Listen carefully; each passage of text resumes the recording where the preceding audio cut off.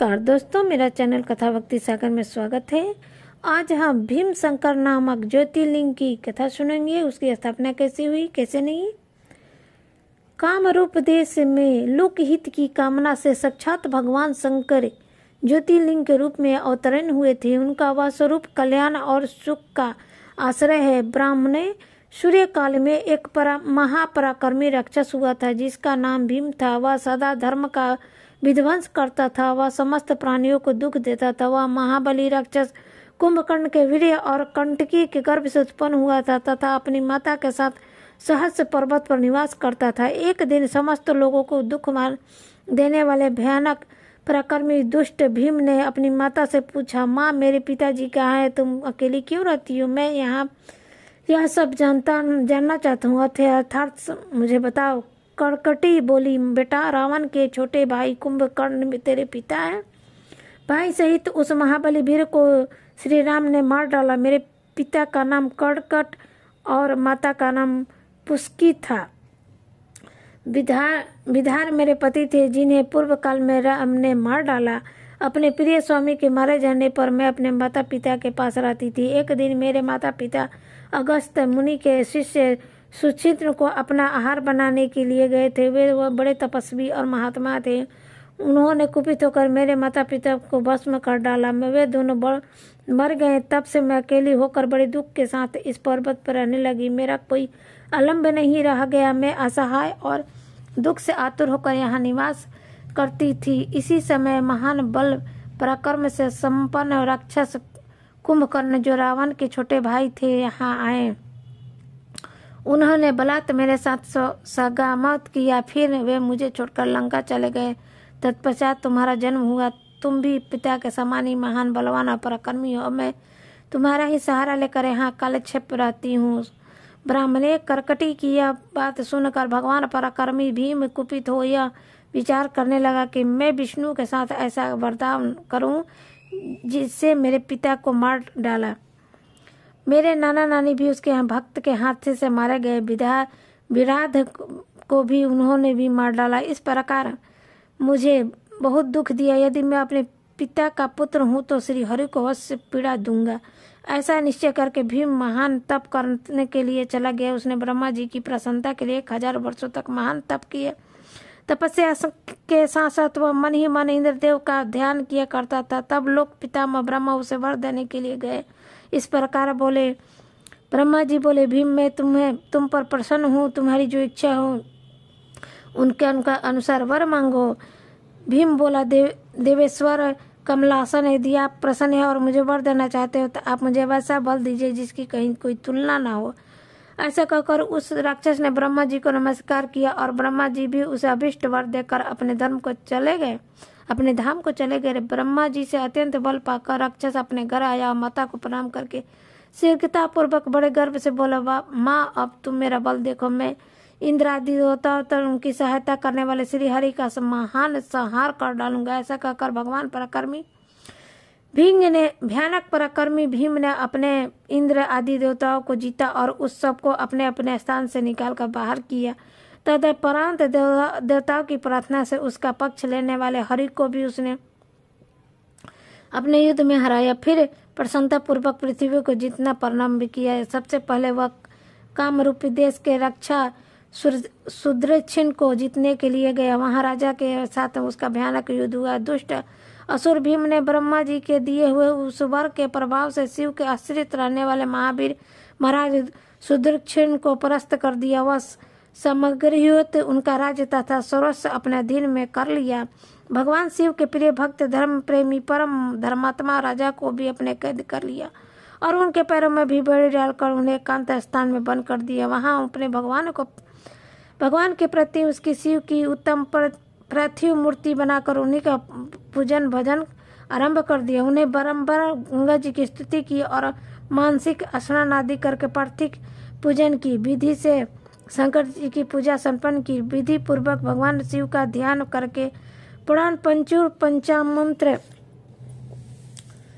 का जप करने लगे। जब अब उन्होंने दूसरा कोई काम करने के लिए अवकाश नहीं मिलता था। उन दिनों उनकी साध्वी पत्नी राजबल्लभा दक्षिणा प्रेम पूर्वक पार्थिव पूजन किया करती थी। वे दंपति अन्याय भाव से भक्तों का कल्याण करने वाले भगवान शंकर का भजन करते और प्रतिदिन उन्हीं की आराधना में तत्पर रहते। इधर वह राक्षस वर के अभिमान से मोहित यज्ञ कर्म आदि सब धर्मों का लोप करने लगा और सबसे पहले कहने लगा, तुम लोग सब कुछ मुझे ही दो। महर्षियों, दुर्मात्मा राक्षसों की बहुत बड़ी सेना साथ ले उसने सारी पृथ्वी को अपने वश में कर लिया। वह वेदों, शास्त्रों, सब स्मृतियों और पुराणों में बताए हुए धर्म का लोप करके शक्तिशाली होने के कारण उसका स्वयं ही उपभोग करने लगा। तब सब देवता तथा ऋषि अत्यंत पीड़ित हो महाकोशी के तट पर गए और शिव का आराधना तथा स्तुति करने लगे। उनके इस प्रकार स्तुति करने पर भगवान शिव अत्यंत प्रसन्न हो देवताओं से बोले, देवगण तथा महर्षि में प्रसन्न हो, वर मांगो, तुम्हारा कौन सा कार्य सिद्ध करूं।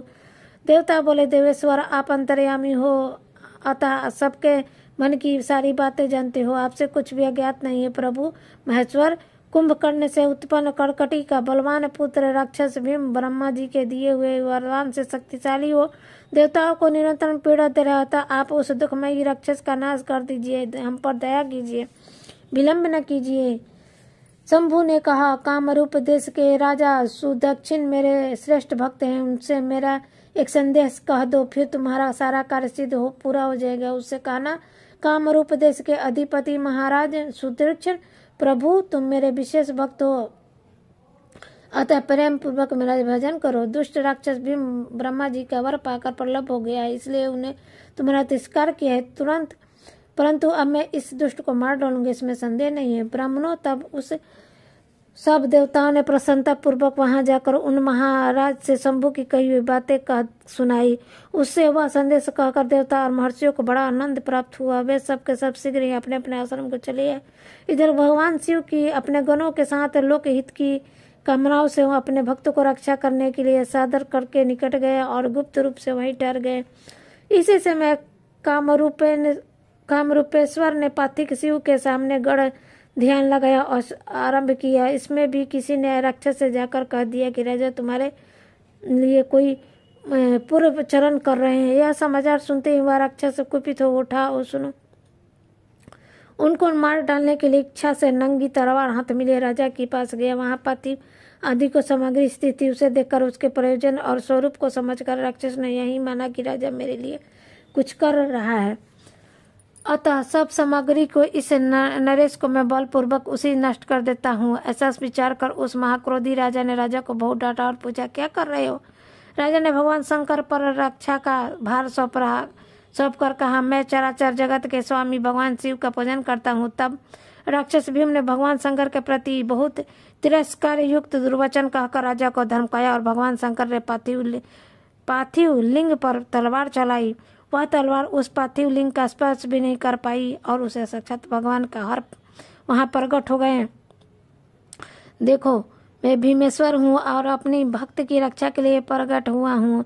मेरे पहले से भी यह भक्त है, मेरे सदा अपने भक्तों की रक्षा करता हूँ, इसलिए भक्तों को दुख देने वाले मेरे बालक की दृष्टिपात करो। ऐसा कहकर भगवान शिव ने पिनका से उनकी तलवार के 2 टुकड़े कर दिए।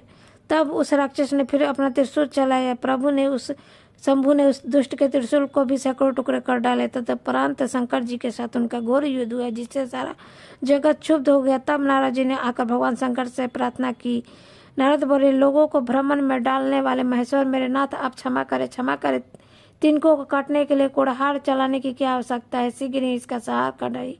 नारद जी के इस प्रकार प्रार्थना करने पर भगवान शंभु ने हुंकार मात्र से उस समय समस्त राक्षसों को भस्म कर डाला। मुने, अब सब देवताओं के देख कर शिव जी ने उन सारे राक्षसों को दग्ध कर दिया। तदुपरांत भगवान शंकर की कृपा से इंद्र आदि समस्त देवता और मुनीश्वर को आदि शांति मिली तथा संपूर्ण जगत स्वस्थ हुआ। उस समय देवता और विशेष मुनियों ने भगवान शंकर से प्रार्थना की कि प्रभु आप यहाँ लोगों को सुख देने के लिए सदा निवास करें। यह देश निदंत्य माना गया है, यहाँ आने वाले लोगों को प्राय दुख की प्राप्ति होती है, परंतु आपका दर्शन करने से यहाँ सबका कल्याण होगा। आप भीम शंकर के नाम से विख्यात होंगे और सबके संपूर्ण मनोरथ को सिद्ध करेंगे। आपका यह ज्योतिर्लिंग सदा पूजनीय और समस्त आराध्य का निवारण करने वाला होगा।